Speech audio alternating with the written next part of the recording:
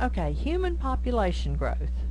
We are right now experiencing exponential growth. There are 6.7 billion people. The doubling time of human population is estimated at 52 years. So that means that the world needs to double the amount of food, jobs, water, energy in order to maintain the present standard of living every 52 years. And you can see here how it's grown.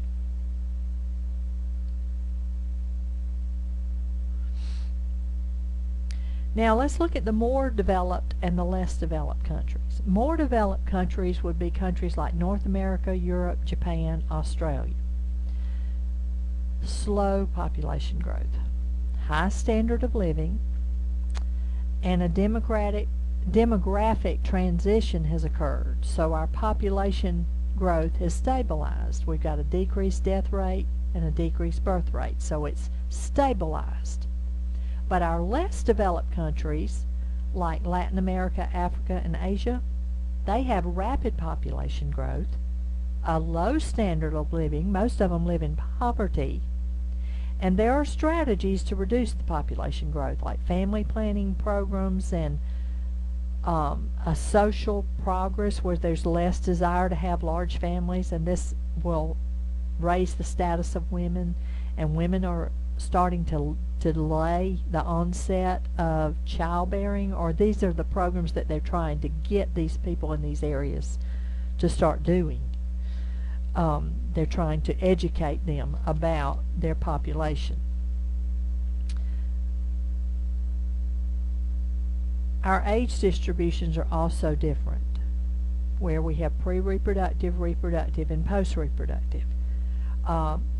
They're different from more developed countries and less developed countries. We have a more stable age structure, whereas less developed countries have a youthful profile, and they're having a lot of population growth because they start reproducing at a younger age, and there's more women that are entering reproductive years than older women that are leaving the reproductive years because they are youthful.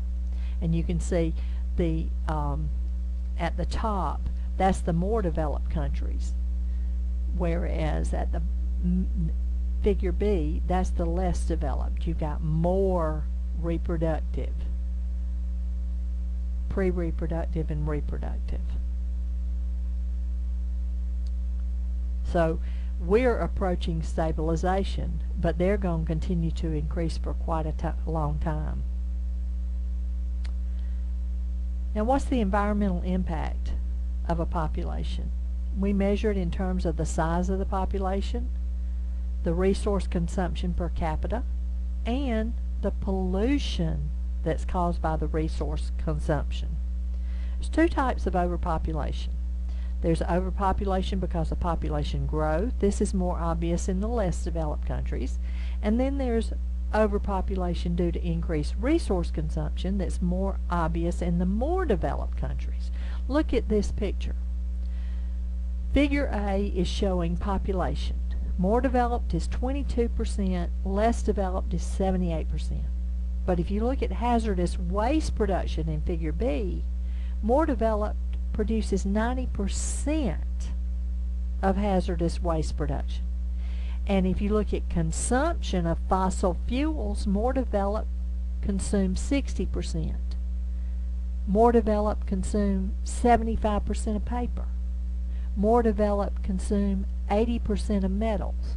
So you can see that we have a lot more resource consumption and pollution that we're causing than the population of the less developed, even though it's so much greater than ours.